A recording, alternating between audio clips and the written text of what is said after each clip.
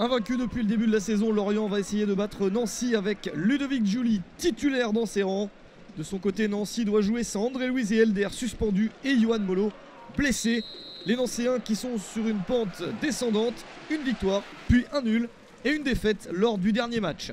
Sur cette pelouse synthétique de Lorient, les Bretons sont les premiers à se mettre en action et à trouver la bonne carburation avec l'ouverture du score. Elle est signée Ludovic Giuly à la 20e minute. C'est un bel exploit pour Giuly, toujours en très bonne forme, et qui revient à un seul but du meilleur buteur de Ligue 1 en activité, le Parisien Peggy Luyundula. Une performance de choix pour Ludovic Giuly qui rentre un petit peu plus dans l'histoire de la Ligue 1 avec ce but, et Lorient qui insiste avec un jeu très séduisant. Encore une belle opportunité, cette faute dans la surface de réparation, le penalty. Faute assez nette et la possibilité de porter le score à 2-0. Alain Traoré pour le frapper, c'est sur le poteau, pas de réussite. On en reste à 1-0. Les Lorientais qui doivent quand même jouer sans Ekwele Manga, Kersia, Aliadière et Gassama, tous potentiels titulaires.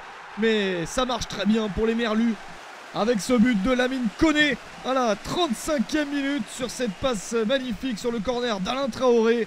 2-0 pour Lorient et c'est tout à fait mérité sur ce match. Nancy n'arrive à rien.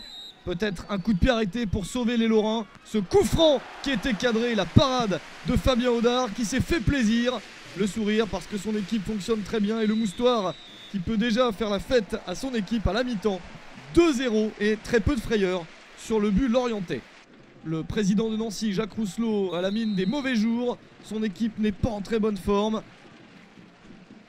Et pourtant, Lorient pouvait douter de son côté avec les 4 absents que je vous ai indiqués un petit peu plus tôt. Plus Alexis Romao, pilier du milieu de terrain, en voie d'être transféré vers le Beşiktaş Istanbul. La réaction nancéenne en seconde période avec une nouvelle frappe stoppée par Fabien Audard. La frappe de Jamel Bakar. Mais c'est Lorient qui est la meilleure formation et qui le confirme. 85e minute, Alain Traoré marque le but du 3-0. L'international burkinabé est dans une forme étincelante. C'est une des superbes recrues de cet été. Et il offre le 3-0 à Lorient qui sera le score final face à Nancy.